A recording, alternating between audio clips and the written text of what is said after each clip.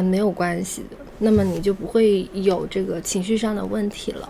因为刚才有人说了，他说每次在做完这个事情之后呢，他会后悔，他会空虚。我说这种情绪的来源于你认为自己是个很理智的人，你认为自己可以完美的解决很多，不会因为这么一件事情而消耗自己的时间和身体。但事实你就是这样的人，你就是这样的人。你可以打飞机打得很多，你也可以很优秀的去完成工作上的事，这不冲突，这不影响，这是两件事，没有任何的联系。打飞机也不会让你工作不好，也不会让你身体不好。身体不好，工作不好是你过度了，你在不适当的时候打飞机了，或者你过度了，你做这个事情过度了，才会对身体造成影响，才会对这个工作造成影响。本身这件事情它是没有任何问题的，说过很多次了，还要一而再再而三的在直播间重复这个问题。如果你是未成年，那么现在不许做这些事情，你现在不要做这些事。但是如果你是成年人，你有自己的你有自己的思想，你有自控能力，你有自我意识，你有绝对的价值观，你该怎么做就怎么做。但是如果你是未成年，那我建议你还是不要做。现在你是未成年吗？忍不住你就做呀，你为什么要忍呢？你是第二天有什么大的事情，或者是有什么事情一定要做的吗？就是打飞机这个事情会影响到你很大的事情，会有很大的损失，有吗？没有你就做呀，为什么要去想那么多啊？为什么要克制呢？干嘛要克制啊？不明白，老是要说也要克制，为什么要克制？每天都想打就每天都打呀，就打呀。谁跟你说身体会不好？谁跟你说身体会不好？谁说的？你听网上说的还是专家跟你讲的？有没有专家跟你说做这个事情会影响身体？有专家跟你讲过吗？去医院咨询过吗？你说呀，有没有呢？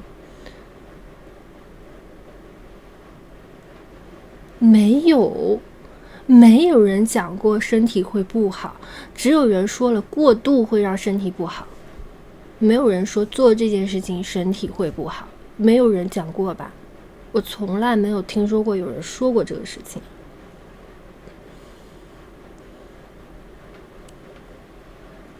面对自己的欲望，而不是既要又要，做了又后悔，那你就是过不了你自己这一关，没人能救得了你。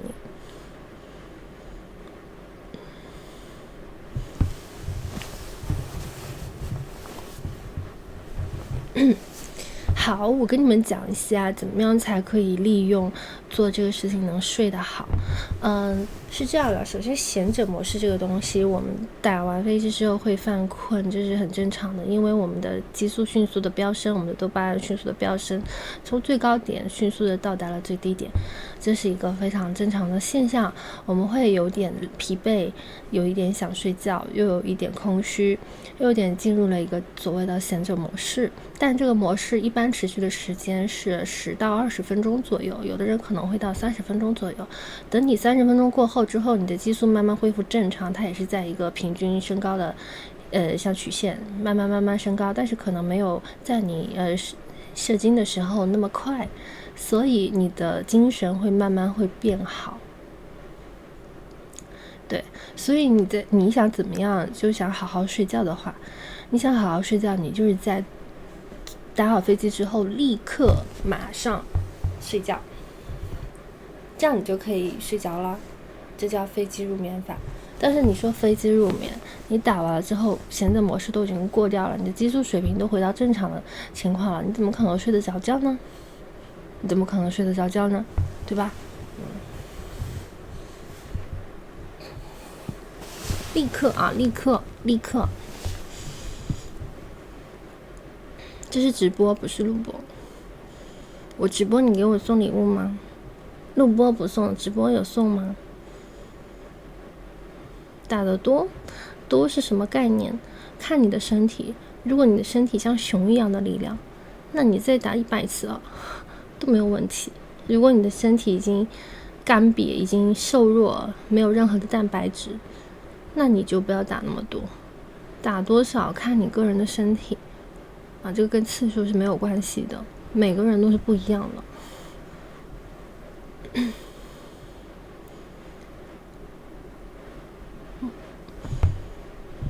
你如果跟熊一样，你可以打100次没关系的。我们再上一个电视，大家上一下情书，38大有西瓜。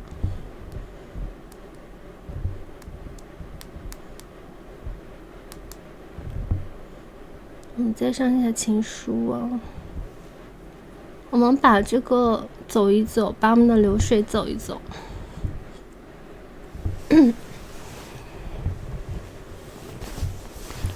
那个不是西瓜啦，那个就是红包啦。你后台直接私信我好了，1个礼拜之内会发给你的。你们不用有负罪感，因为这是一件很正常的事情。你们不用有负罪感。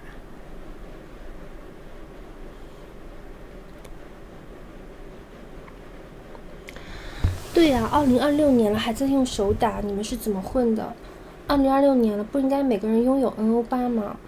不应该每个人拥有黑科技工程机吗？还在用手，是不是太寒酸了一点？对自己太差了一点。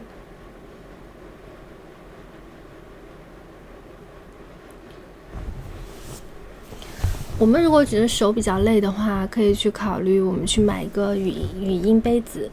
语音杯子的话，它的语音可以控制你们的时间，这样就不会因为打飞机而变成这种习惯性射精太快。杯子的话，它如果你跟着语音走的话，最起码有20分钟，可以锻炼你们的时长，可以帮你们练习寸指心链。用手的话，如果一直是用手，一个是手不是很干净，然后它的力道会比较大，夹的会比较紧，它对皮肤不是很好，然后对你们的海绵体也不是特别的好，所以大家不妨去买一个机器，电动的，你们可以解放双手，甚至于可以跟着语音包去进行一个幻想，会进行一个感觉自己真的是在做这件事情。手的话你用多了的话会习惯性射精太快。还有就是我们的杯子是模拟了女性的这个环境，但是手的话它跟女性那个完全是不一样的。当你习惯性用手了之后，你等到实战一定是会出问题的。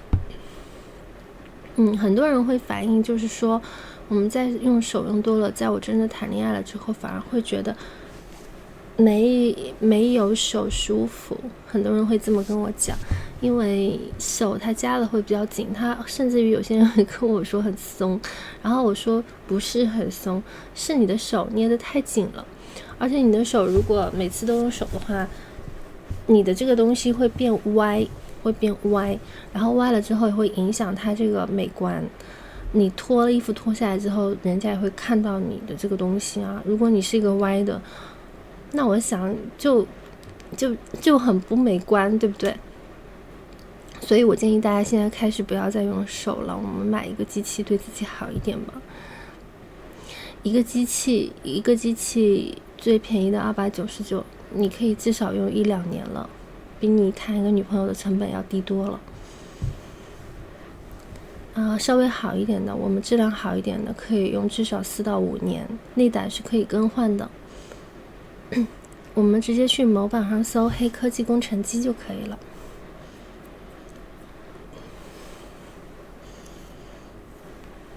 里面是我的语音，我会辅助你带到高潮。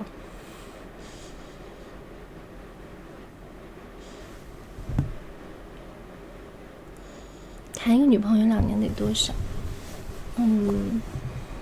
这要看对方吧。如果是普通一点的话，1-2年至少要10万到20万吧，我觉得。你要跟他约会吧，吃饭吧，我可能还要给他买一些礼物，我觉得可能要这么多钱呢，说不定还要帮他付什么房租什么的。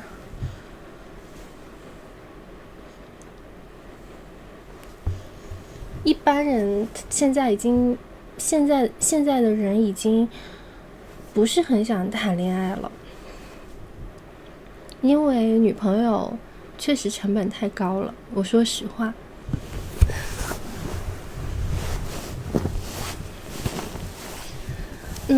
就这么跟你们说吧，你们觉得自己如果我打10分的话，你们觉得自己是几分呢？及格了吗？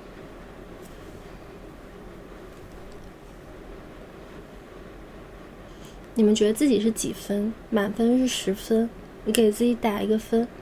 综合条件，你的工作，你的颜值，你的性格，你的家世背景，从这4个方面去打分吧。8分。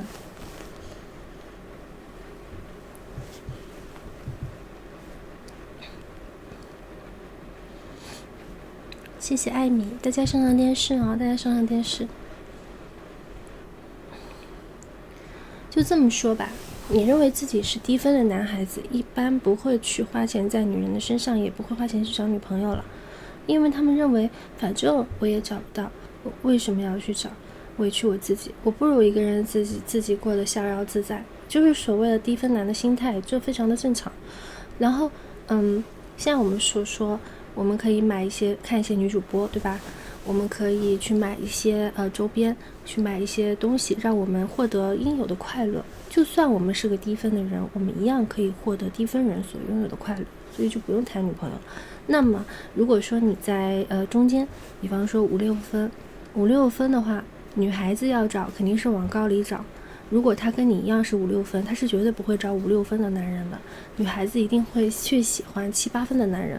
那7-8分的男人，他又想找比他分数低的女人，也就是低分女，比他低个1-2分的女孩子，他们不会去找比他高的女孩子的，也就是形成了一个闭环。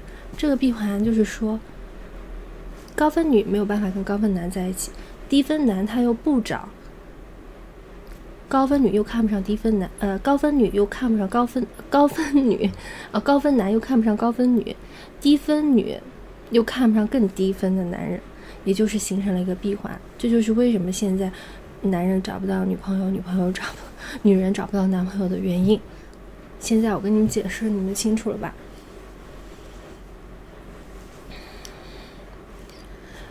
高分男他一定会找低分女，也不说低分女，就比他低一点的。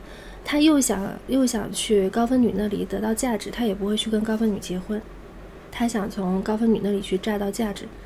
然后人是不可能看上跟自己差不多的人的，他跟自己差不多的人他只会看不上，特别是女人，跟他一样分数的男人他是看不上的，他觉得自己应该能找得到比他高分的男人，所有的人都是这么想的。所以这个世界上就是很难。如果你能觉得自己可以放下身段，高分女能去找低分男，高分男可以去找低分女，高分男，怎么说？我都混乱了。反正就是非常的闭环，这个世界非常的闭环，这就是为什么大环境现在，没有办法找到男女朋友的原因。所以现在单身的人越来越多，我们就需要有一个情趣用品。那么黑科技工程机适合你们，不管你是高分男还是低分男还是中分男，你们都可以有杯子。就算你结婚了有女朋友了，一样我们可以用杯子来给自己增添情趣。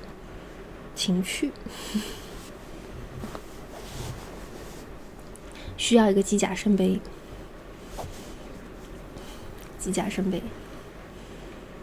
这也就形成了一个闭环。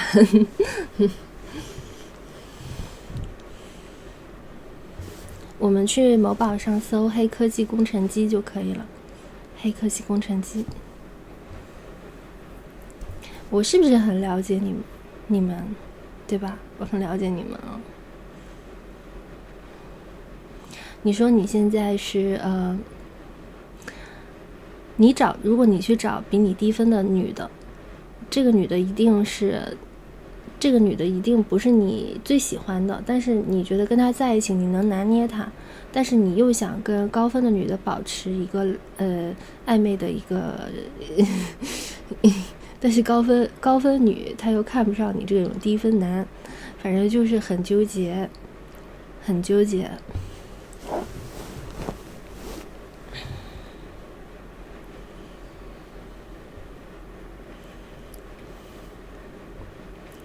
就是说白了，我现在可能我有个7、8分吧，然后我如果去找90分的男的，他们又看不上我，就算他们看得上我又觉得有些他们提出的要求我又不行，所以我就卡在了这里，就很难找。提高自己无非是从你的地位、你的经济实力、你的颜值各方面去提升，光提升自己的那个就是甜言蜜语是没有用的，因为现在女的都很聪明的，她们不会被一点点的甜言蜜语所打动的。对所有女生不可能你对女的祛魅，只要你是直男，你一辈子都会喜欢女人的，只是你现在可能被伤害了，你会有一个回避性的这个心态嘛。其实就是相互的维持，对，是的。但是有一些人他不服，有一些人觉得家里催一催也好，他觉得到了适婚年龄也好，他去找一个差不多的，或者是也不是说差不多的吧，应该是低分的在一起，他可以拿捏的，当个老婆，他还可以在外面再彩旗飘飘。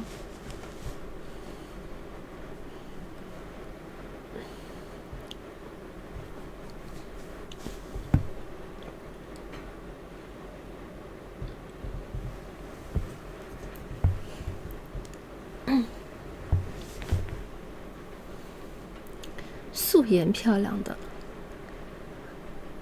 你就算连化妆漂亮的可能都找不到了，你不要再说什么素颜漂亮了。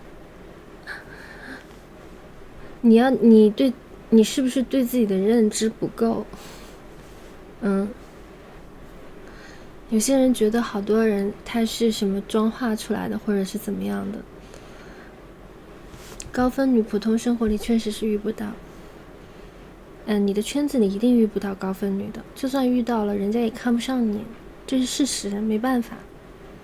就像我不说你们了，我现在到那种有钱人的圈子里面，那种特别厉害的、实力很强的那种圈子里，我也上不去，我就只能是在这里，就是上班族这个圈子里面。但上班族呢，我又觉得看不上，我跟他们的时间碰不到一起，所以我很难找的。很多人都问我为什么不找，不是我不想找，是真的不好找，真的很不好找。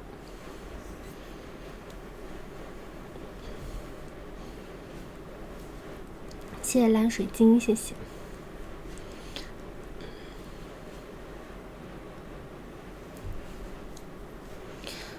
所有人都是眼高手低，如果有人眼高手低一辈子了，那么他就会单身一辈子。但是有些人觉得我到了时候了，我想找个伴儿，那么就可能会放低自己的要求。现在目前不会，因为你向下兼容，如果你的向下兼容还不如自己一个人生活的时候，你为什么要向下兼容呢？是不是这个道理？很多人也是啊，你包括很多男的也是的。我去找一个女朋友来，天天吵架，我还给她花钱，我还看她的眼色，我为什么不一个人过呢？是不是这个道理？为什么要去委屈自己呢？你说我们男生去给这个女的花钱，他还给我脸色看，他还说我不如别人，人家买了什么东西，这个东西我为什么要受这个委屈？我看看女主播宣子居二兔跟我聊聊天不好吗？是不是？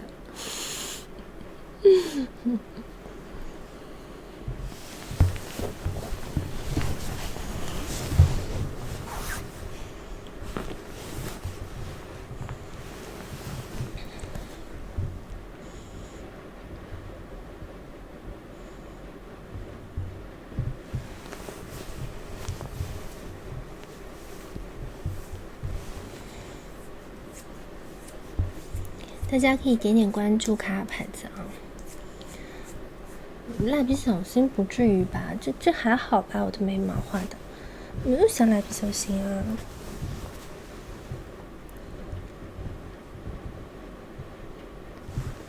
今天情书是一个礼物都没有报过。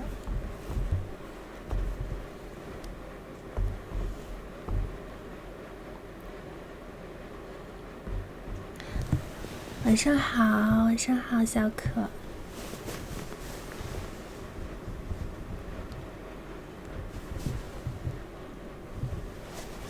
等一下给你们放上一次的录像吧。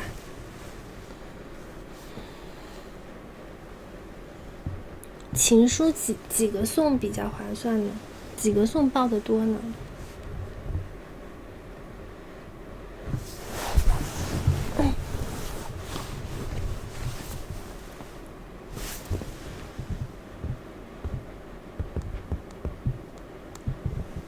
别理他，老虎，别理他。你说，你看我全身上下这么好看，他不懂得夸奖，他偏偏要盯着我的年龄说。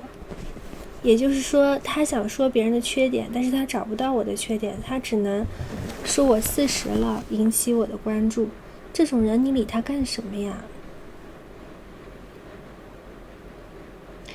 谢谢 MIA。如果他上来说我丑，说我身材差，对吧？那都是事实存在的东西，我会跟他翻脸。他说我40岁，谁知道我几岁？我理他干嘛呢？谁又知道我几岁呢？他想要证明什么呢？就是没有人知道我几岁，他上来说我40岁，不就是想让别人不看我吗？想让人觉得我年龄很大吗？理他干嘛呢？谢谢小可。再说了，我直播间的人，就算我40了、50了，他们照样会看我，对吧？只要我一直好看，只要我一直能给大家带来安全感，我不会少粉丝的。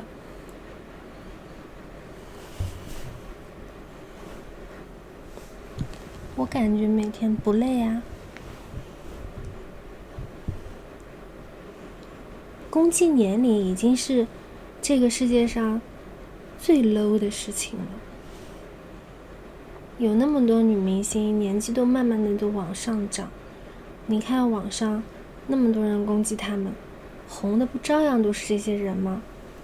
谢谢小可，谢谢。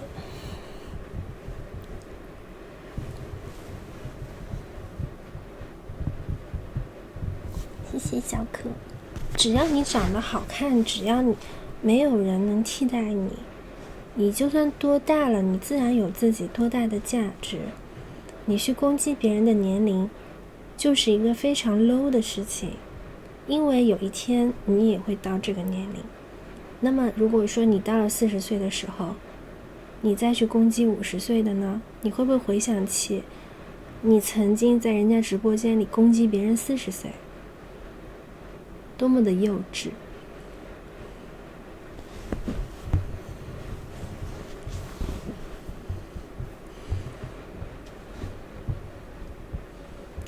谁都会老的呀。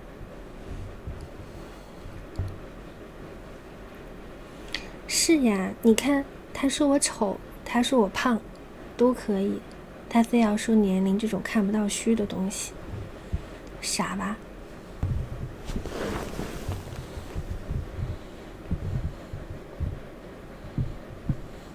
谢谢小可。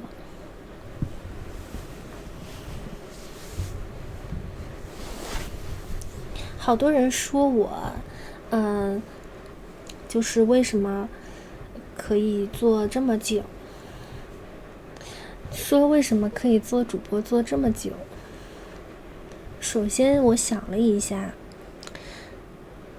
我比较懒，我虽然一直在直播，但是我不像其他主播播的那么久，也播停停，这概率好低。情书嘛，直接送吧，也可以抽。然后其次呢，我收的礼物比别人少，也就证明了我的礼物可以慢慢的流向我。你像人家是一股脑的全部都送到他那里，那我的礼物是一点慢慢的流向我。所以我可以做得很久啊，大概就是这两个原因吧，其他我不是很清楚。还有一点可能是，就像以前播的时候的内容跟现在其实有很大的差距，就等于又是一个新的我在直播了。我可能一直会给大家一种不一样的感觉，就今天看到我是这个感觉，明天看到我又是这个感觉，今天我在这样，明天又是那样，不会腻，就一直有新鲜感，所以我可以做很久。因为我心情就是这样，我今天是这样了，我明天又那样了，我今天想这个，明天又想那个了，就是起伏会比较大的。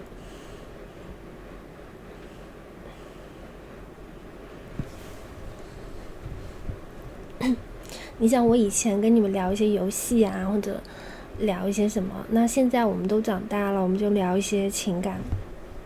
如果再老一点的话，我们可以聊什么呢？就是人每个年龄阶段聊的东西都不一样哎。再老一点呢？聊什么？对，再老一点我们就聊养生了。对，没错。再老一点我们可以聊怎么让自己变得更健康。其实我现在已经在聊养生了，我现在已经很多粉丝就问我平时吃什么那个维生素嘛，然后怎么保养的，已经在聊了。我最近吃的那个磷虾油还可以，但是我最近身体有点不是很好，因为我打溶脂针了。我打溶脂针我就觉得我身体可能没有上个月比较好，上个月打的溶脂针。我对健康这个事情唯一的心得就是，人一定要稍微胖一点，不能太瘦，但是也不能太胖，就是人要有一点能量，就是你们碳水呢要少吃，因为我这一块拜肉太大了，现在都没了。还有这一块就是这个后背有点厚，打一下。碳水要少吃，多吃粗粮和那种玉米那种碳水，那种地瓜那种碳水。好像他们说那种馒头呀面条呀吃多了之后人的脸会发泡，会下垂。对，就不要吃太多的碳水和水果和果糖也不要多吃。我现在都不怎么吃水果了，我如果吃水果的话我就吃那个猕猴桃跟香蕉，或者是小番茄，然后我其他的水果都不吃了。西瓜不吃，芒果不吃，哈密瓜不吃，都不吃。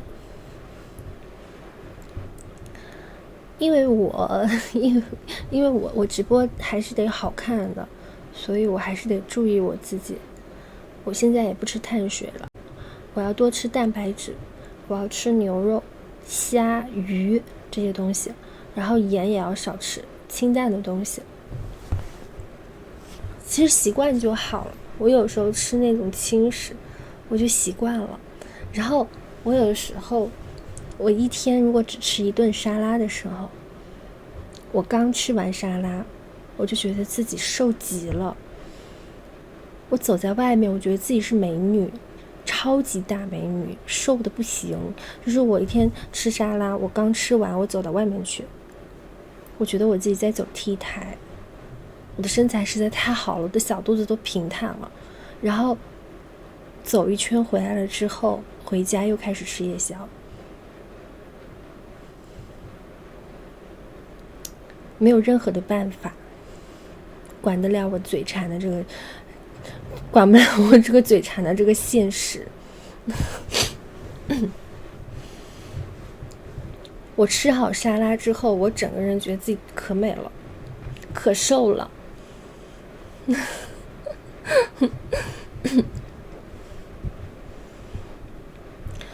其实我觉得减肥的话不能不吃，但是你要吃的精，吃的少，不是吃的精吃的少，吃的精，吃的清淡，吃的干净。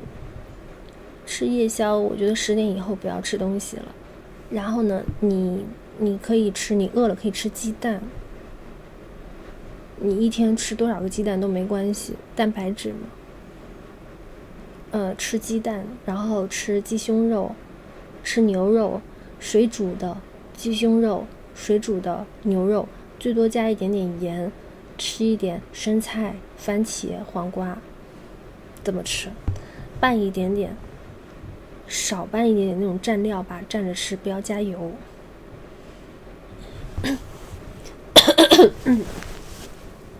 或者把那个牛肉买来，我用山姆买来的那个牛肉啊，牛肉片，就是那个火锅牛肉片，放在那个水里煮一下，放一点点盐，过一下，然后吃。火鸡面都是碳水，你敢吃？你火鸡面的话，1个礼拜吃1次吧，你不要天天吃，因为你吃的东西它会在下一个礼拜之后反射到你的身上。就是比方说我今天吃了个汉堡，但是我明天是看不出来的，我后天是看不出来的，可是我下一个礼拜的这个时候就能看得出来我吃了汉堡的反应，除非我把它消耗掉了，我运动掉了。但是如果你不运动的话，你代谢不掉什么油啊什么东西，你1个礼拜之后你的皮肤首先会不好，其次可能会长小肚子。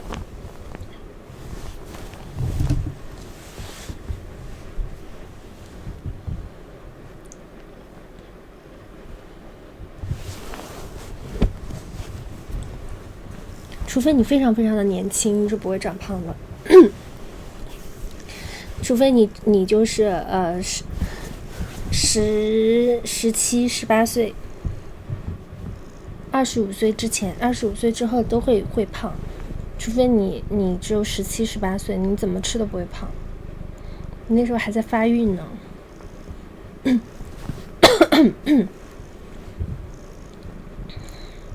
就是你吃的东西都去长身体了，所以你胖不起来，就那种超年轻的。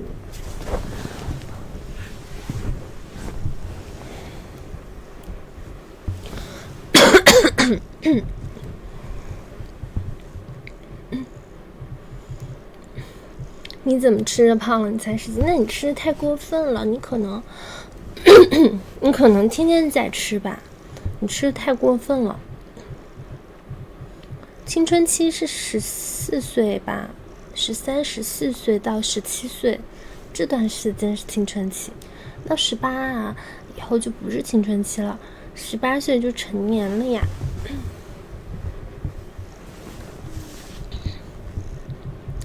我18岁的时候，那小腰可细了。我18岁的时候，我这个裤子所有的裤子都是腰围都是大的，最小号都是大的。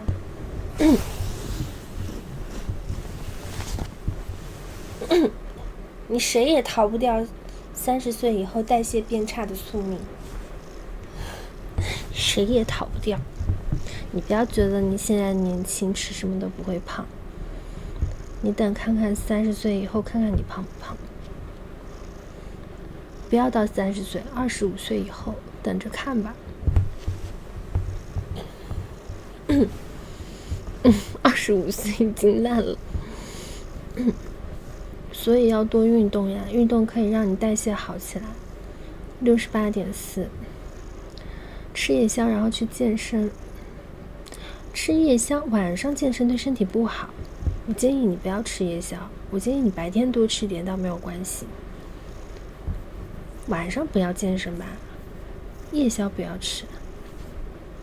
你要么晚上不睡觉，白天睡晚上不睡觉吃健身，早上健身我不每天，我1周大概健个2-3次吧，1周健个2-3次。我明天去健身，今天没健，今天去我爸妈家吃鱼了，吃那个扒皮鱼、红烧牛腩、鱼胶包菜，还有什么海参炒辣椒。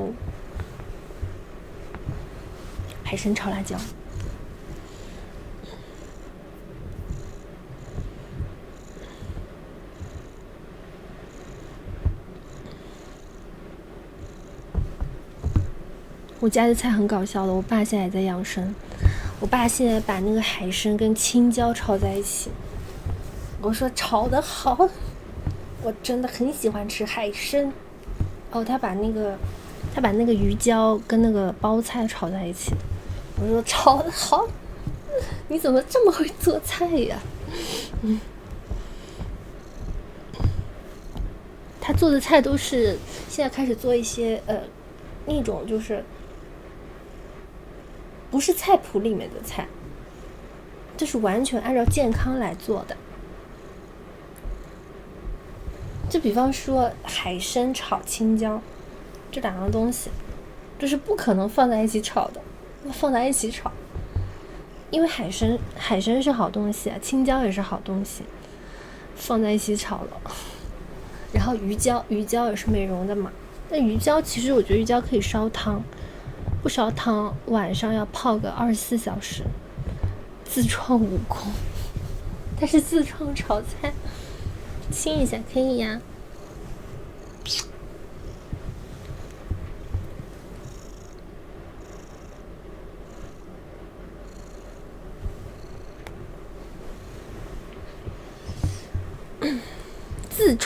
自创菜谱，然后他烧那个叫什么？他很搞笑，他烧那个米饭啊，他米饭里面加一些黑豆，加一些那个紫米，然后那种糙米放在一起，它很健康的。现在，因为我说过有吃饭药，很健康很清淡，他现在就是烧的越来越清淡了。我觉得他们特别好，而且我爸妈他马上要去贵州玩了，贵州现在是不是很凉快啊？主播几年跟你没有关系，你也不要问主播几年了，问就是我100岁，我是1000岁，问就是1000岁，问就是1000岁。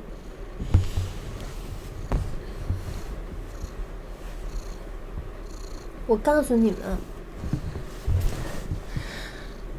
我呢现在呢已经1000多岁了，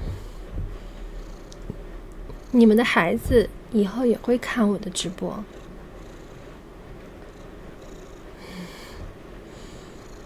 你们的孩子的孩子以后也会看我的直播。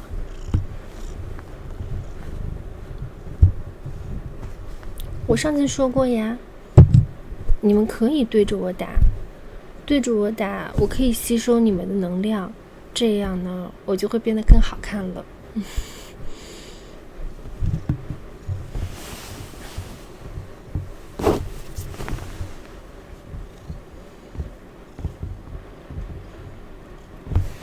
干嘛站起来？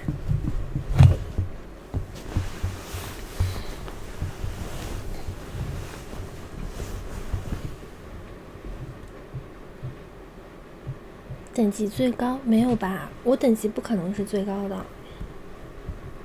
我等级不可能是最高。那个很多主播都，念念刚才在弄那个手机，很多主播他礼物比我多，肯定等级比我高。你60级跟我有什么关系啊？你又不是看我看的，你礼物又不是送给我的。搞笑，到我这里就白嫖，到别人那里就有礼物。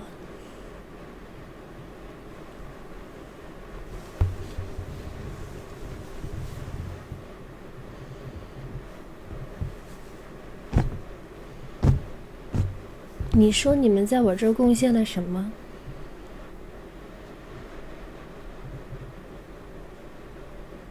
你贡献了什么？你跟我说你的等级，跟我有什么关系呢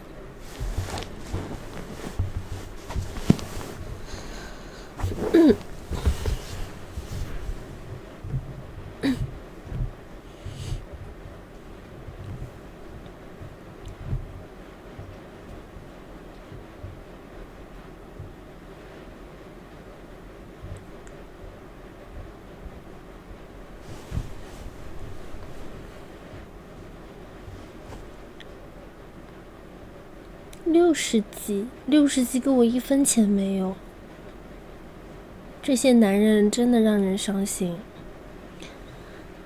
没灯了，我这样像鬼。吃了你，我把灯开起来。谢谢 CK， 谢谢。我这样你们害怕吗？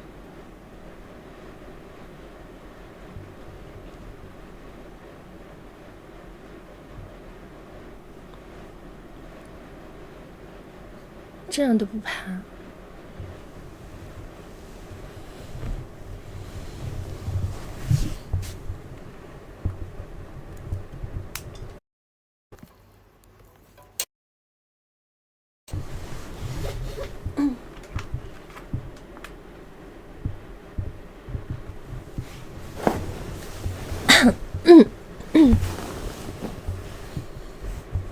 你多少卡个牌子吧，都看了这么久。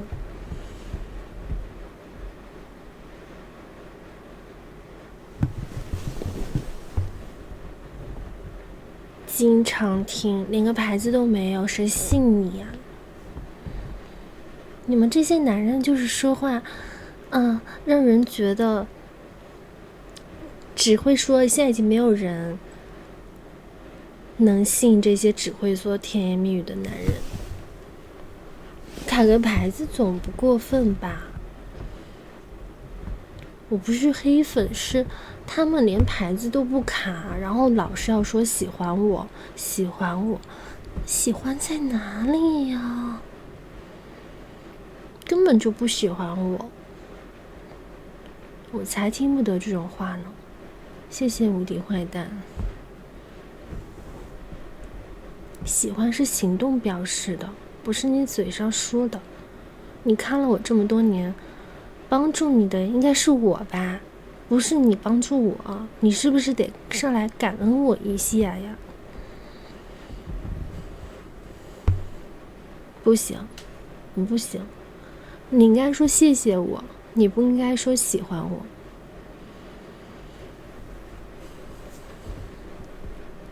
如果你看了我这么多年，你是白嫖，你没有为我付出任何东西，那你应该谢谢我，而不是说我是你好久好久的粉丝。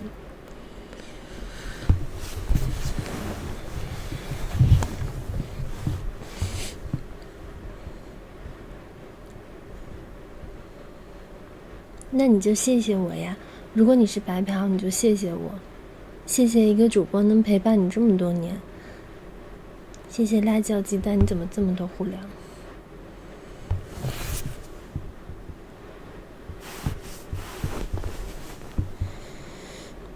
你说你喜欢了我这么多年，你还要我谢谢你啊？不应该是你谢谢我吗？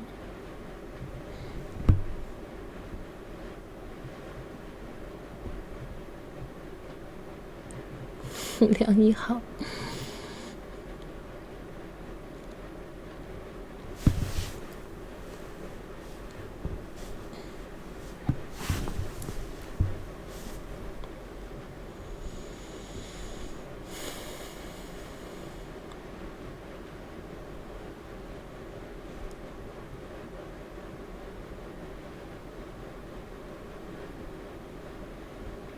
对呀，你们应该谢谢我，都是白嫖的，嫖了这么多年，我又没得到你什么，都是免费观看，你不谢谢我，谢谢谁呀？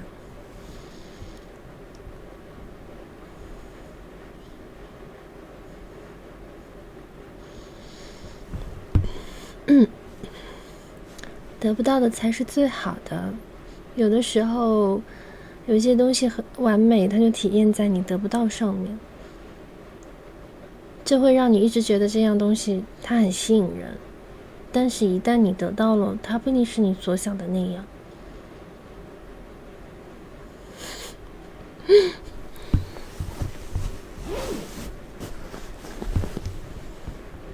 好，算你们有良心，知道谢谢我。辣椒炒蛋，辣椒鸡蛋炒，你的虎粮怎么这么多？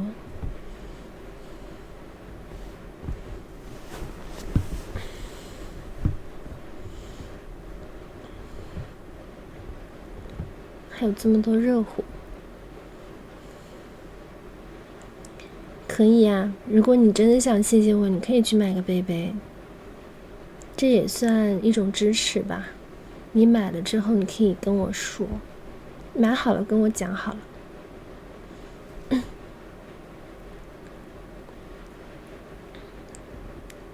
买了之后跟我说一声哦。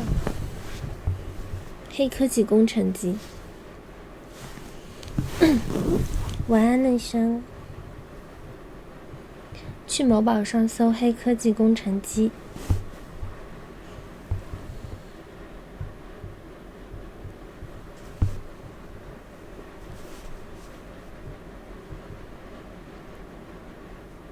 你买过？好的，谢谢顺哥。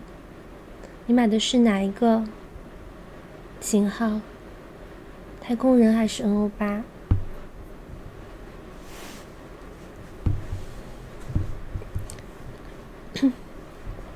单身男孩子的必备好不好？如果你现在是单身呢，我觉得你就得买一个，你不要犹豫了。有些人去年犹豫了半天，今年才下单，这一年你到底经历了什么？你就不可以直接下单吗？你有这些需要，你就要满足你自己，犹豫什么呀？某宝上搜黑科技工程机。某宝，还没听见吗？某宝，某宝是什么？你知道吗？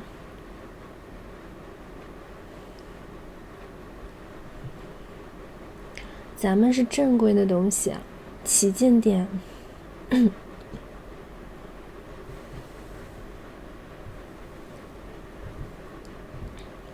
我拿提成的，这是我自己公司的产品。大家，因为我们自己公司研发的语音包，配备了我们现在用的机甲圣杯，里面的语音是我的声音，再附送你好几个，一共是5个语音包。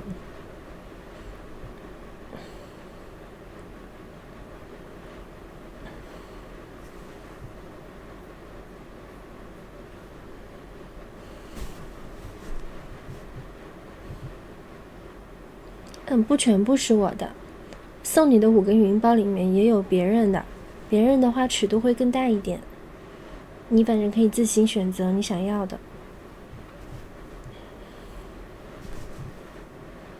我们视频是也会在手机上显示的，连接手机了之后，这个软件它也会显示视频和语音都有，但是呢，你要通过自己的语音指令去选择你的游戏进程。比方说你好漂亮，你说你好漂亮，他会回答你谢谢你，或者是你会说你好丑，他也会回答你一些其他的问题。它算是一个人工智能吧，但是所有的语音不是 AI 语音，都是我本人自己录的。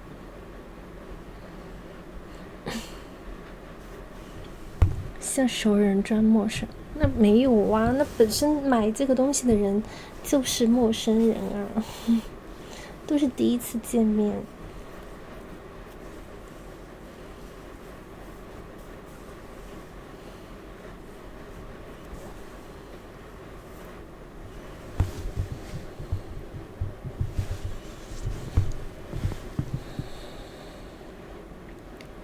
再播10分钟下了，抽情书也抽不到什么。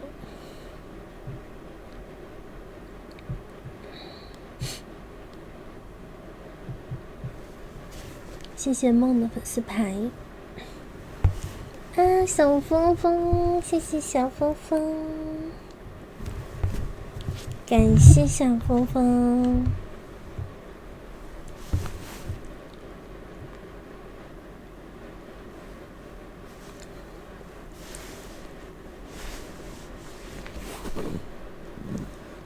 欧巴和太空人都有视频，因为语音包是你自己附送在里面自行购买和自行挑选的，它的本体的价格和他买语音包的价格是不一样的，你可以在某宝上自己去筛选链接你们可以自己去问客服，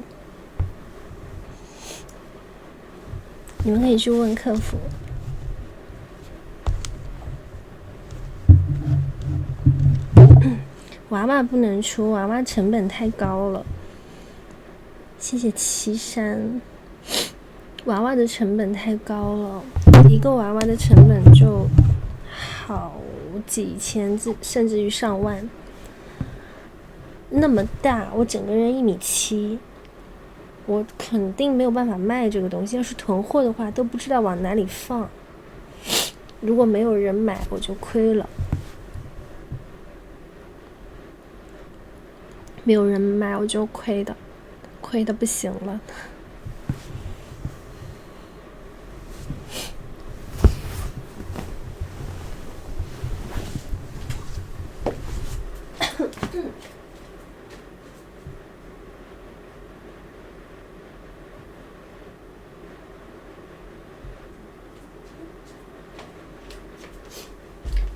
问在哪里买的，能不能看一下房管的弹幕啊？房管一直在发弹幕，你们能不能稍微的看一下房管的弹幕？房管弹幕上说了，自己看一下好不好？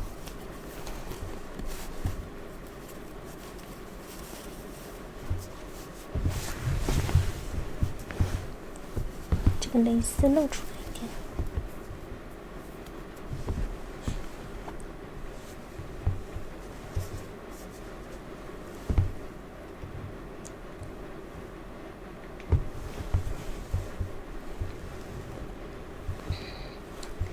谢谢辣椒鸡蛋，你送了那么多虎粮，你才送粉丝牌啊？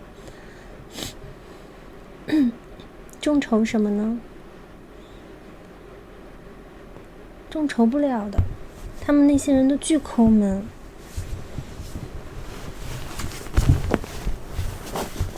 一个藏宝图换短裙，换短裙，凭什么能给你换呀，小孩儿？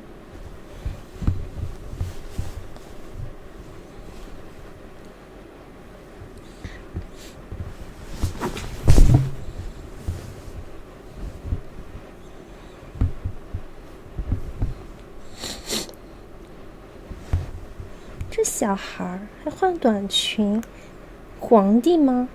你要别人换就给你换呀。帝皇倒是可以，你在我这里开个帝皇，我给你换10条短裙，100条短裙。小孩儿。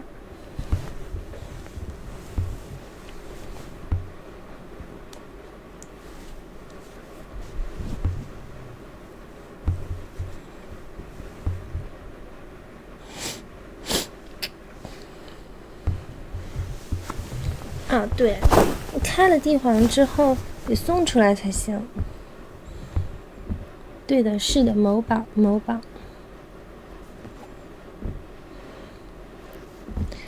说了都没用，你让他开都不可能，还送呢。你看这些小孩儿一天到晚的，我现在一律觉得那种说这些话的都是小孩儿。我觉得但凡，我觉得超过20岁都不会说出这种话来。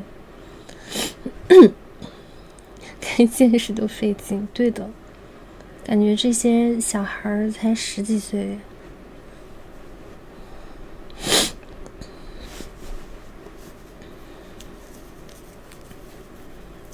但是也有很多小孩是很通情达理的，是很懂事的。我也见过那种很懂事的小孩。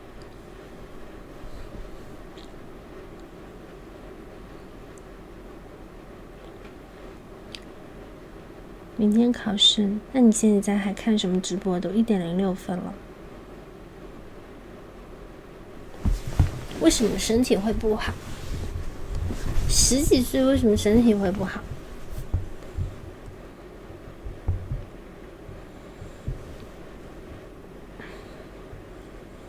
看我直播只会身体好，不会身体不好。因为我会给大家讲养生，我会教大家怎么保养身体。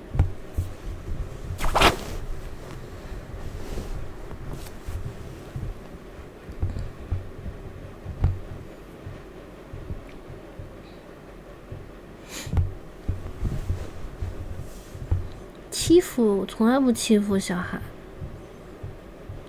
因为我压根儿就不跟小孩认识。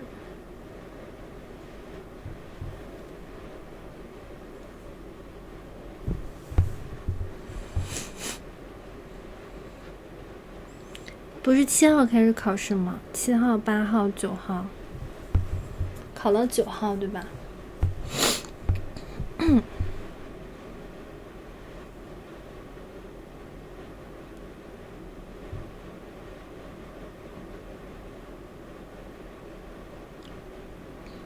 没有，那个小孩，我隔壁那个小孩，他现在懂事一点了。就是啊，明天考试还不睡觉，还在看什么直播？高考还是很重要的，高考考不好，影响还是很大的。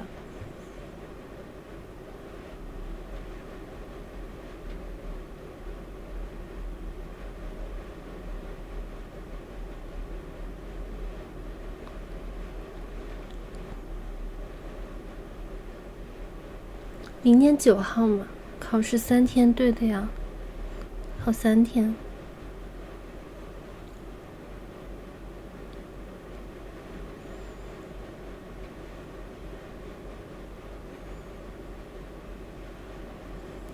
7、8、9，今天是8号还是9号？9号。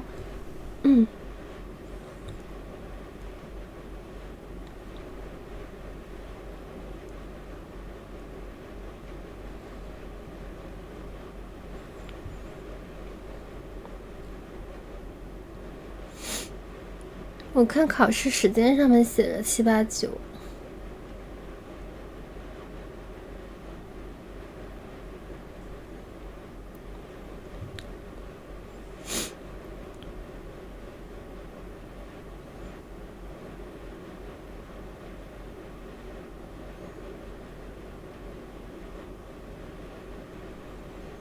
4天为什么要考那么长时间？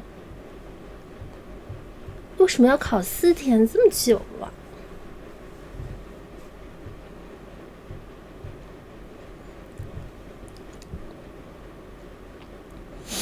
？Hello， 小灰灰，晚上好。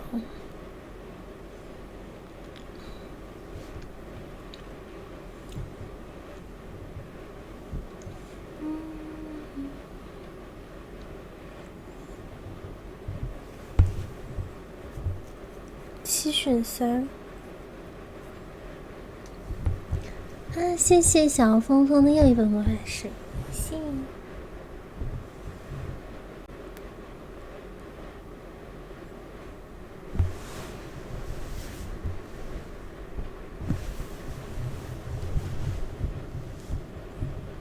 你真的很宠我哦。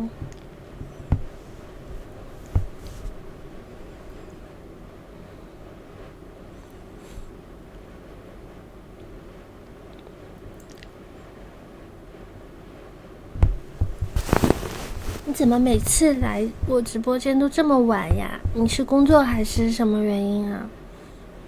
每次都是我快下播了你才来。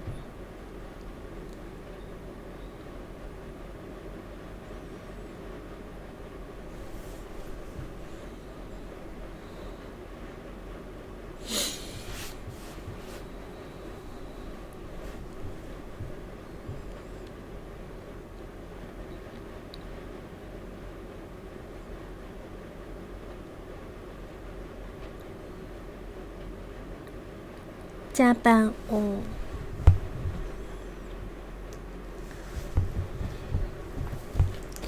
加班加到这个点也是蛮辛苦的了。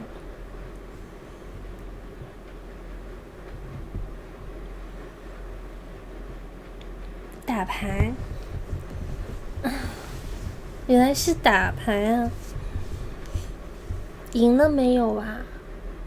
你给我送礼物应该是赢了吧？打麻将吗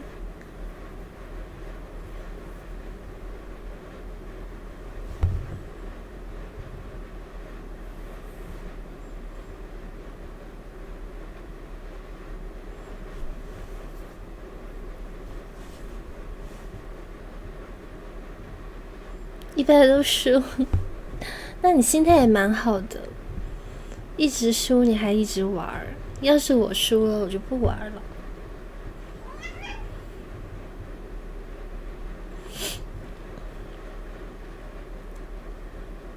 这2天上海很冷，晚上那个风吹的我穿短袖出门我都觉得冷，不知道为什么突然降温。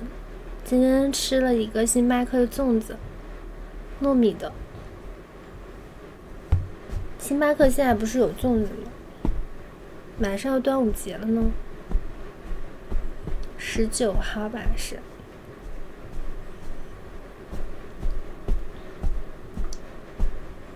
不好吃，我不喜欢吃这种粽子，像甜品吧。外面是糯米的水晶，那里面是椰子味的那馅儿，然后还有其他味道的，我爸妈吃了。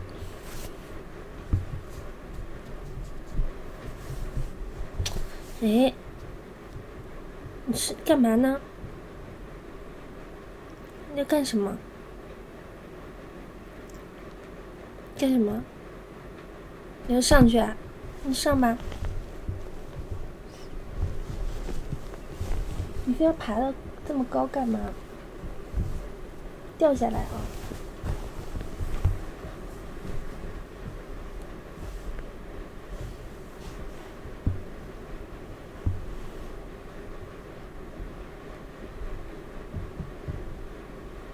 他叫捏捏。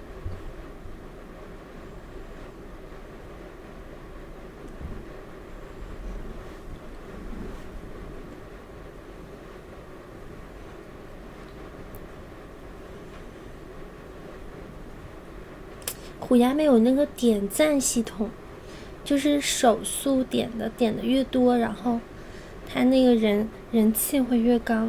我记得之前在某手的时候，不是没有人气，我就让粉丝帮我点那个点赞，然后我的人气就蹭蹭的往上涨。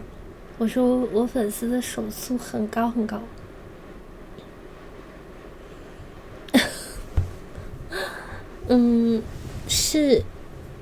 是没有人，因为我是主播，没有人刷礼物，确实会被人看不起。你像他们那个户外主播，每天礼物都那么多，那些男主播好多礼物呢。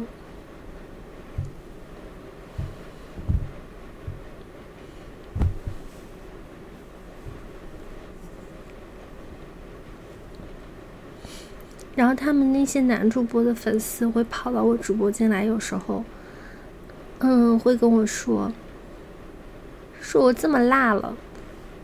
我说我也没办法呀，你又不送。没办法，刚开播就说了，刚开播就讲了，我说现在的人都不爱送礼物，他们说因为大环境不好，经济不好，看着巨无聊，都是播些什么内容我从来没看过，有时候点进去就是在那里讲话。陈泽是谁呀？我都不认识，都播些什么内容啊？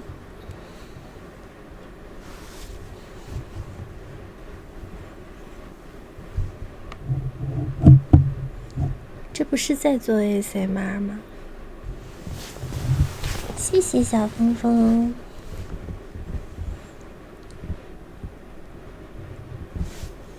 陈泽是播游戏的吧？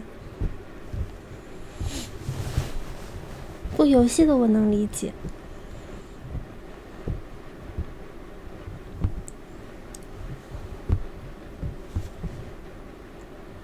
那你们觉得他们那种直播好看吗？就是随便聊聊，再跟女主播搞一搞黄腔，你们觉得好看吗？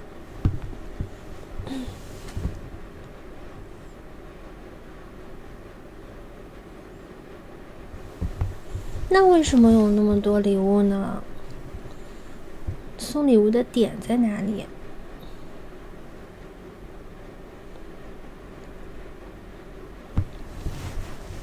我就是很羡慕他们的流水，他们流水太高了。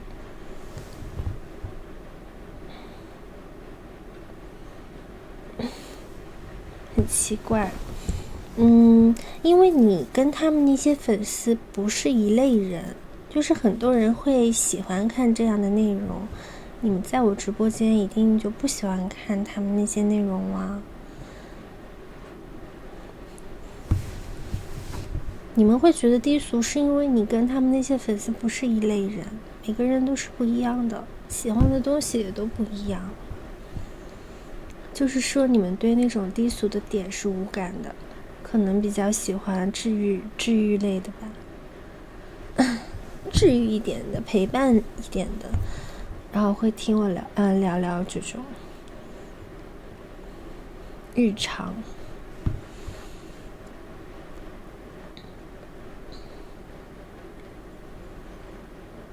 他如果真的有这么多钱收入的话，如果我一天有收入这么多，那我就不播了，我还播什么主播呀？其实就是我是觉得这么多礼物哈，有这么多礼物，我还干什么主播？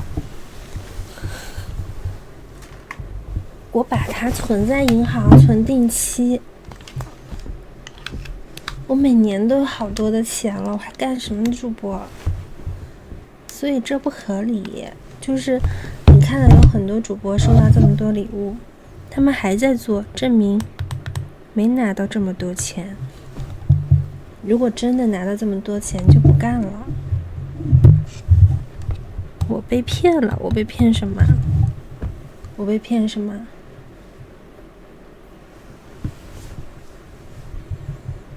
我被骗什么呀？我怎么不知道我被骗了呀？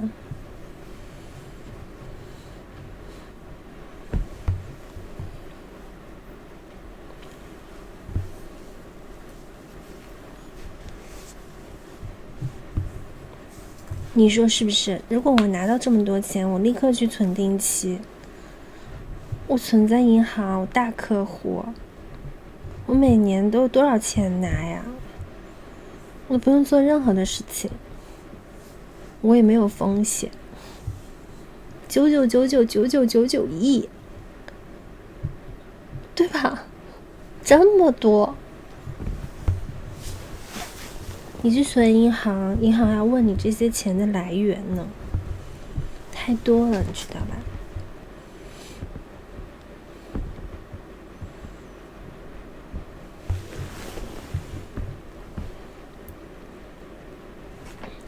所以我不信的。如果说真的收到这么多钱，我第二天我就不播了。谁播呀？如果他第二天还直播了，证明他根本没拿到。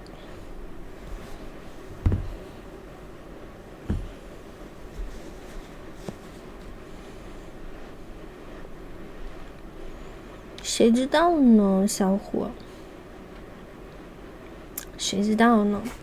哎呀，我也搞不懂他们圈内的事情。我感觉我做的这个直播像我在圈外一样的，什么事情都不知道。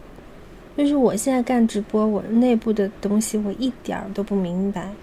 有时候那个运营或者怎么样，包括场控他跟我讲一些东西，我都说啊，原来是这样，我都不知道。我真的不知道，你跟我讲的事儿，我都以前没有听说过的，我就是播着我自己的东西。我只是觉得以前我是觉得挺厉害的，然后呢后面我觉得他如果真的有这么多礼物入账的话，为什么还要干直播呢？这不合理啊。不知道挺好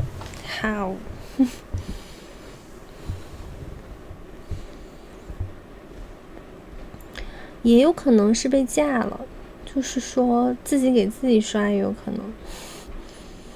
就是有些我像那种男主播，他们流水很高，其实是不是要面子啊？或者是每个月他一定要有多少的流水？如果不到会怎么样啊？有没有可能是这样？是到了流水然后多少钱什么的，这种对赌合同吗？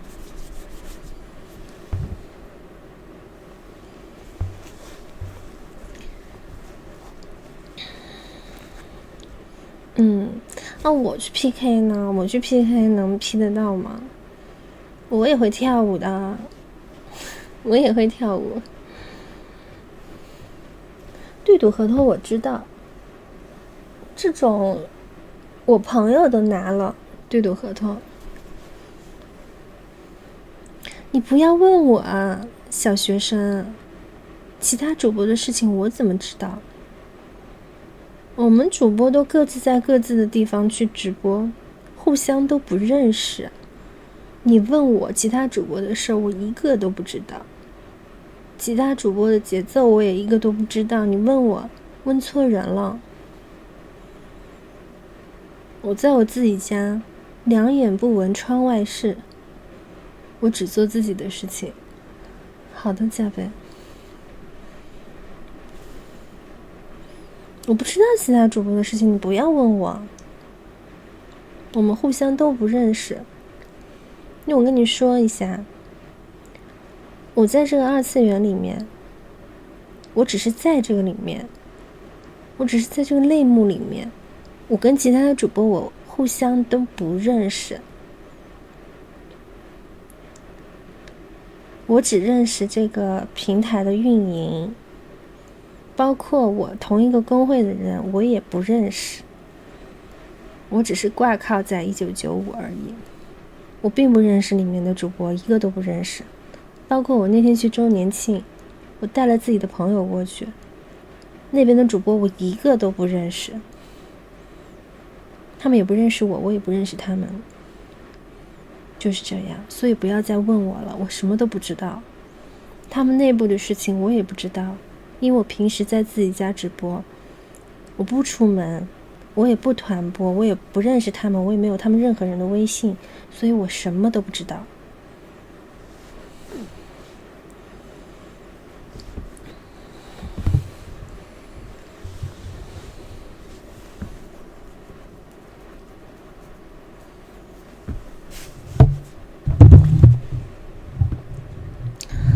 谢谢小峰峰，谢谢小峰峰的魔法书，谢谢。我只有1995，只有小小酷的微信跟祥子的微信，其他人我都没有。谢谢小峰峰。就是他们那个公会里面的人，我连脸都分不清。我去了现场之后，他们谁是谁我都不知道，他们告诉我这个人叫什么名字，我第二次见到他我还是不认识。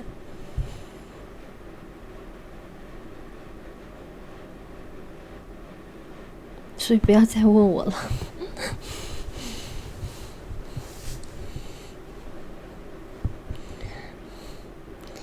听不懂吗，小峰峰？他们问我那个其他主播的八卦，然后我再跟他们讲，我其他的主播一个都不认识。现在听得懂了吧？他们问我其他主播的八卦。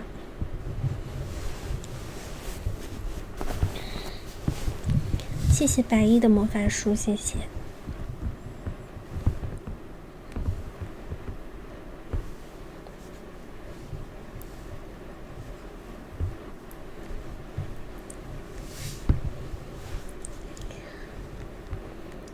我不知道六子是谁，我也不知道其他主播叫什么名字，谁都不认识。就是就这么跟你们讲吧，我可能以前打过几场 PK 跟我们公会的主播，我那次周年庆到线下去，我一个都不认识，对不上号，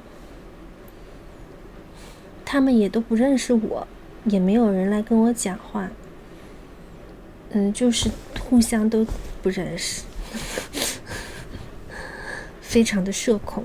还好我带了一个朋友，又变鬼了。还好我带了个朋友，所以我当时还不算特别的尴尬。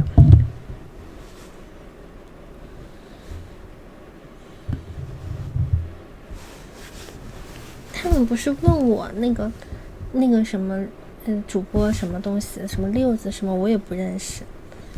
然后那天去周年庆的时候，他们介绍我什么虎牙的运营，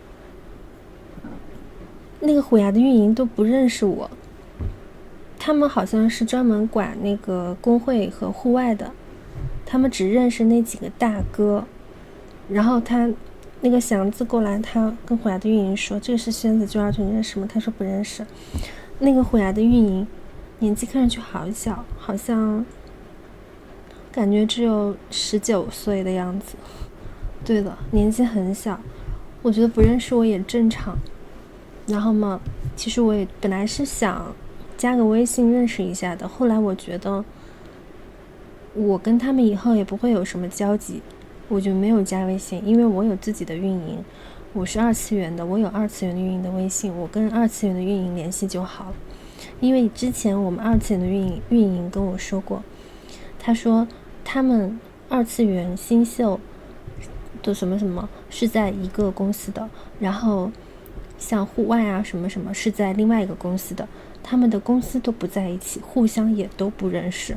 所以后来我觉得没有必要去认识户外的运营，然后我就没有跟他们要联系方式，也没有那个。对，我是在想这个人他加了微信之后对我有没有什么帮助。首先这个人年龄那么小，感觉像刚入职，而且他们也没有说要跟我要我联系方式的意思，我觉得就没有必要去跟他们认识了。而且我觉得我以后也不会跟他们有交集了，我还有1年我的合同就到期了，所以就没有。我觉得这种微信加了是没有用的，就没有跟他们认识。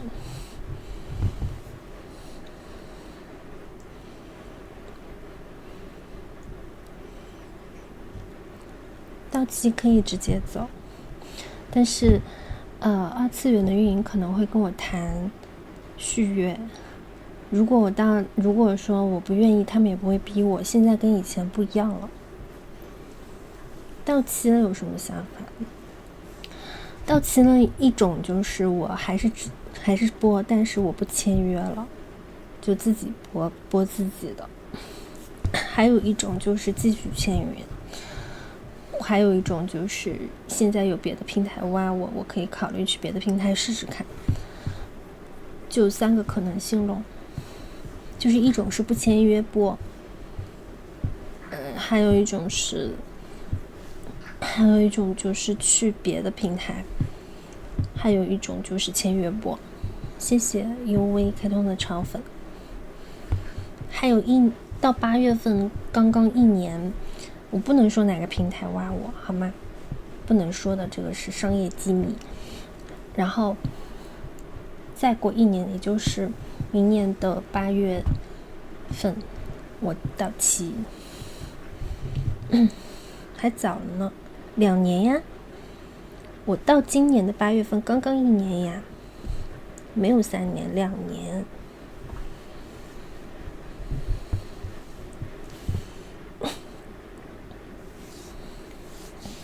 我要看虎牙它这个平台的发展前途。如果虎牙这个平台的人越来越少，我确实打算换地方了，因为你要不停的去吸粉丝。其实我来虎牙之前，我也吸了一点某手的粉丝，因为来虎牙之前我没有签约任何平台，也没有签约任何的工会，我算是一个人，我在某手播了一段时间，也吸了很多粉丝的，然后再从某手再带到这里来，带到虎牙来的，所以再去新的平台之后，我可以吸新的平台的粉丝。就是感觉虎牙的人有点少了，现在我不去抖。不会，他们不会像以前一样。虎牙现在不是恶霸合同，他们现在很通情达理的。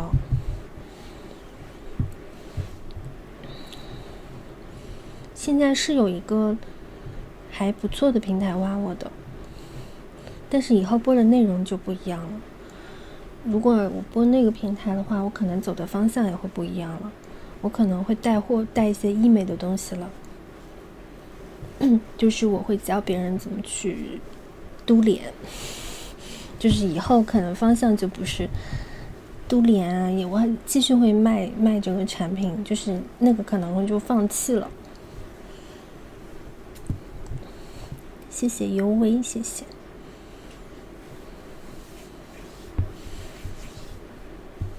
叫变美思路，现在很流行啊，就是如果你做这一行做得好，赚这个很赚钱的，医院会让你帮他做广告之类的，这是以后可能会发生的事情。因为很多医美行业很喜欢我这种类型的脸的，因为我这种类型的脸，我做抗衰，首先我做抗衰做得非常好，然后其次我做医美的话都是一点一点做的，我的医美思路可能会比一般人要好。就是很多女孩子虽然不喜欢我，但是她们会很喜欢我这种类型的脸，然后我会教她们怎么去嘟。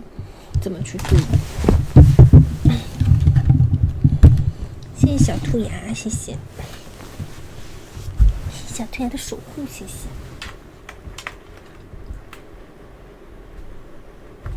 谢谢小兔牙的守护，感谢小兔牙。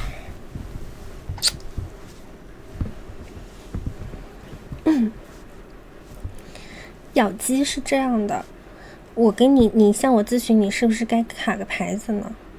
我怎么也算医美咨询了，我都是好几年的经验了。卡个牌子啊，再跟你说。可以踢我的蛋蛋吗？你在说什么啊？踢你的蛋蛋？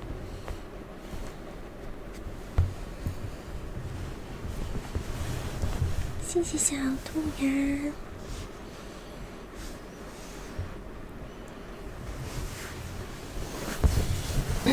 他叫我踢他的蛋蛋。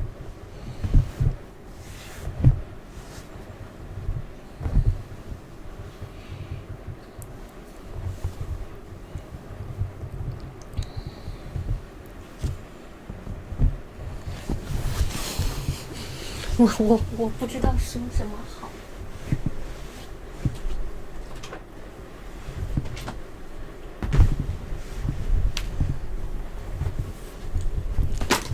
那个咬肌的问题，你办好牌子，我跟你说啊，咬肌的问题是这样的，如果你超过30岁了，你就不能再打咬肌了。其实咬肌这个东西，它可以帮你撑住你的脸架子，特别是男生。我觉得男生的话，这一块稍微大一点，其实是会比较好看的。那女孩子的话呢，她可能会有时候想要那个瓜子脸啊，想让这里瘦一点。但是你要知道三庭五眼这个东西，三庭五眼也就是说，你的这一块的比例，这一块的比例跟这一块的比例，然后这一块的比例和这一块的比例和这一块的比例要非常的和谐，才能让你的脸看上去比较好看，不然人家看到你会觉得很不舒服，会有这种违和感。所以你要不要去打咬肌，你可以量一下你脸的比例，如果你脸的比例在你的黄金范围之内，这块地方不要打。因为打了之后这里会松，而且会凹陷，有的医生手法不好，他会凹到这个位置，然后就会非常的显老，非常的显垮。谢谢舌苔。我的建议是不要打咬肌，你真的想瘦脸的话，我们做一些光电类的东西，不要打咬肌。那个肉毒打一段时间它还会长出来的。你做一些啊，像我们国内有那个热玛吉、超声炮都可以做的，其他的东西都是别人起的别名。超声炮它持续的时间短，它的层次比较浅，但是它见效比较快。然后你做那个热玛吉，这块地方也会变小的。还有一个超声刀，做好之后会小很多，脸会窄很多。但是超声刀的话会松，就是你超过30岁再打咬肌，你这一块的脸会很松的。我建议超过30岁不要去打，这皮会松。打超声刀、热玛吉这边也会小，这边也会小，这两边都会小，咬肌你就留着就好了。花花，那是花花，花花叼了个玩具过来，这么好玩吗？31了就不要打咬肌了，31了我们就做一些光电类的东西。因为你觉得咬肌大，它也不一定是咬肌的问题，它有没有可能是这块地方下垂下来松垮，它的这个点位它变低了，然后这边就发泡了，对吧？这也是大家所说的就是发腮的原因。所以如果说你用光电类的东西把这个脸去提升上去的话，你这一块就会变小，你整个脸也会往上提的。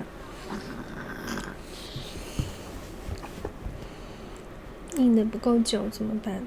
你是刚才说要踢你蛋蛋的人吗？所以踢你的蛋蛋你就能硬得很久了吗？是你吗？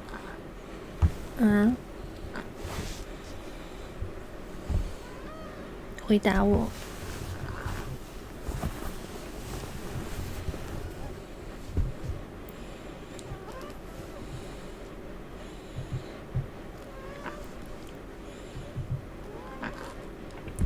有只眼皮很小，你是男生还是女生啊？男生吧，应该可以。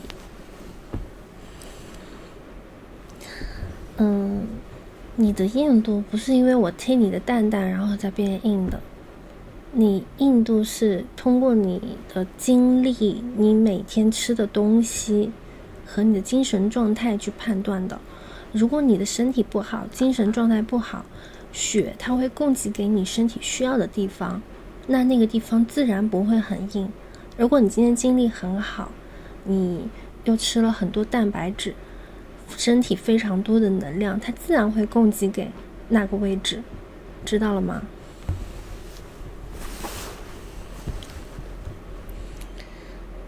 鼻中隔这个我不知道，你要去找医生问，那个我不是医生，我没懂这么多，医美的事情我懂一点的。你说眼睛眼皮对不对？眼皮的话很容易你做埋线它有长回来的。你是做的埋线吗？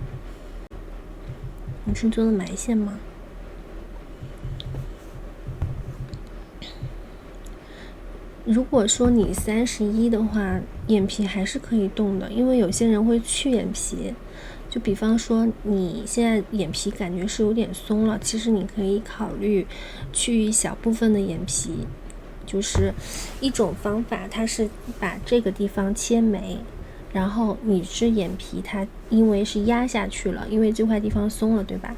把这块眉毛这块地方切下来，这一块去一层皮，然后往上拉，你的眼皮就会显现出来。还有一种方法就是你再割一次，但是那个我朋友他做的是这个叫切眉手术，就是把你眼皮松的位置往上提，你看就是这个样子，去一层皮往上提，它其实是蛮好的，这个手术已经很成熟了，而且很快，非常快。因为眼皮这块的痛觉神经其实很小的，他给你打个麻药，给你做个手术，就是很快。你割的是睫毛上面，是这儿是吧？是这儿是不是啊？你可以再去割一次，其实没有关系的。你要是觉得眼皮一边大一边小，你做这个提眉，就是把这一块提上去。这一块并不能起到让你眼皮能够一样的呀，这块并不能。我朋友他做的这个效果很好的，这两边效果很好的。那眼皮立刻，你看我如果把这块的眼皮，你看我是有一点松了，因为我已经30多岁了，但是我没有关系，就是我觉得正常。我现在还目前不想去改变我眼皮的问题。如果我再老一点，我可能就会去做这个手术，就是把这个地方的松垮的地方把它缝到这个眉毛的里面，然后这个眼皮它就平了，对不对？这样。那我现在还好，没有那么严重。怎么调打字的颜色？看得见你的字，小兔牙，看得见你的字。我再老一点，我可能会去做这个手术。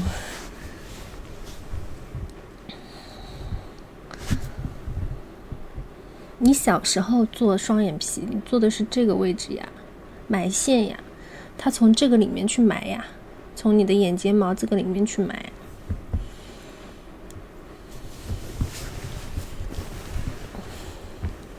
等我再老一点，我就再去做一个提眉手术，因为那个手术已经是个非常非常小的手术，20分钟就结束了，因为太成熟了。小朋友很早就会去，因为有些人他是那个眼皮会比较厚，从小就是这样，所以他必须要割双眼皮，这样才会让他的眼睛翻出来，不然眼皮很厚，它就会遮住他的视线。其实适当的医美是有好处的。如果再做，就要从眉毛那里搞，你要问医生，因为我没有看过你长什么样，具体情况你要去咨询一下医生。你可以问他我可不可以做这个手术，你可以问他。那我朋友做的效果挺好的，谢谢小兔牙，谢谢小兔牙开通的超粉。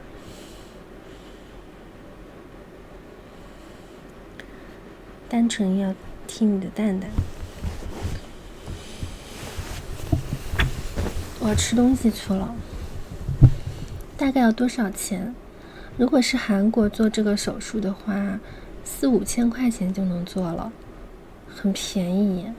然后这边我问过，因为我妈妈想做提眉手术嘛，我之前问了这边的医院，可能要个7-8千块钱。我爸爸做的去眼袋手术花了大概2万块钱，国内参差不齐，但是如果是只是割双眼皮的话，几千块钱就能做了，最多3000块钱，不会再多于这个价格。如果是埋线双眼皮的话，提眉手术也很便宜的。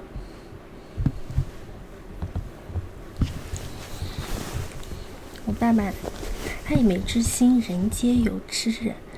而且你说人年纪大了，其实眼皮会往下垂，然后会显得眼睛很无神，甚至于会遮挡视线。如果这个时候你去一个眼袋，把这个，我爸爸也是做了，他是提到这个位置，他也是提到这个位置。我爸爸做了这个手术之后，他的眼睛看得更清楚了，不是件好事儿吗？你是不知道，我们上海好多我爸爸妈妈这个年龄的人都去做去眼袋手术了。你说什么？我听不懂你说的话。效果还可以，现在看看还不错。就是人老了之后，眼皮下垂会遮视线，眼袋太多也会影响他的精气神。所以我觉得做一个眼袋嘛，现在技术这么发达，为什么不做呢？他们老年人有的是钱，你说2万块钱，他们怎么可能没有2万存款呢？让自己变得好看一点。2万块钱算什么？出去美国旅游也要好几万吧，对吧？欧洲那种欧洲国家旅游也要好几万，做个手术2万块钱也还好了。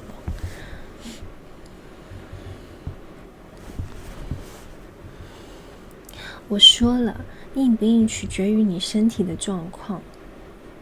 我也不知道你具体是什么原因一直问，我怎么知道呢？有没有可能是你今天身体不够好吗？对，我要去吃饭了，我要下播了。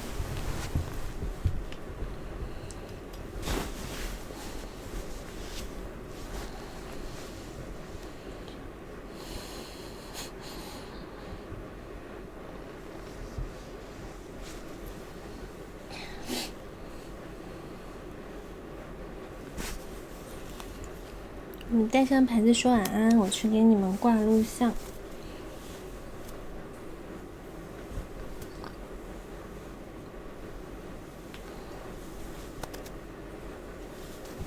吃甲鱼，吃甲鱼。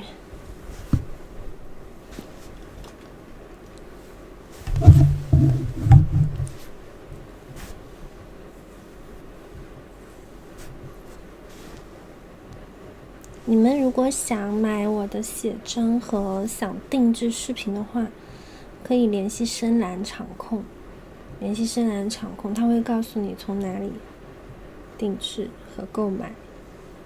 我这边直播间不能讲。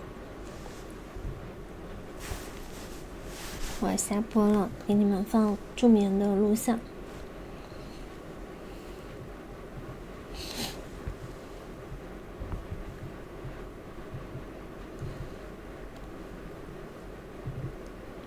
晚上什么？今天晚上播的呀，今天晚上播的。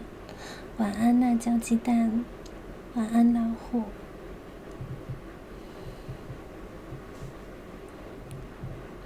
想看女友系列，你是说你想看手机播还是电脑啊？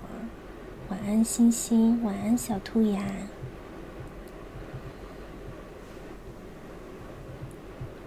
晚安李世民，晚安杰公子，晚安是是非非，晚安真头像，晚安加倍。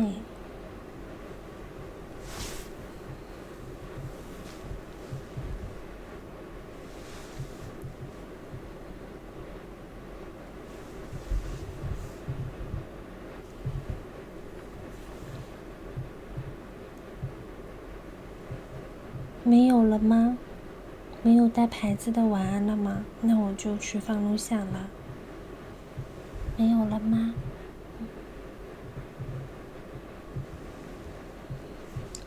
今天不宠儿肥了。晚安 SEIBA。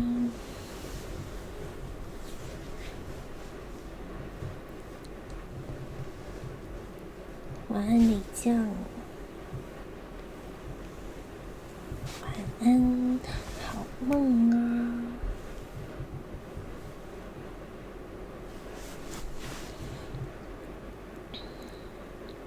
晚安辣来星，晚安逗比，晚安宾克斯，晚安小灰灰。